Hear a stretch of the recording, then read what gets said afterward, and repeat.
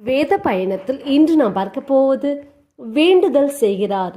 ரோமர் 8:26 ஆவியானவர் தாமே வாக்கு கடங்காத பெருமூச்சுகளோடு நமக்காக வேண்டுதல் செய்கிறார். நம் ஒவ்வொருவருக்கும் தேற்றளவாளனாகிய பரிசுத்த ஆவியானவர் கொடுக்கப்பட்டிருக்கிறார். அவர் எப்போதும் நமக்குள் வாசம் பண்ணுகிறார். பரிசுத்த ஆவியானவர் நமக்காக வேண்டுதல் செய்கிறவராய் இருக்கிறார். அவர் எப்படியெல்லாம் நமக்காக வேண்டுதல் செய்கிறார் என்று பார்ப்போம்.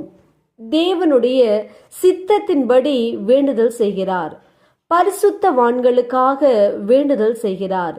இருதயங்களை ஆராய்ந்து பார்த்து வேண்டுதல் செய்கிறார். பலவீனங்களில் உதவி செய்து வேண்டுதல் செய்கிறார். வாக்கு கடங்காத பெருமூச்சுகளோடு வேண்டுதல் செய்கிறார். ஆம், நமக்காக வேண்டுதல் செய்கிற பரிசுத்த ஆவியானவரை நாம் எப்பொழுதும் பற்றி கொண்டிருப்போம்.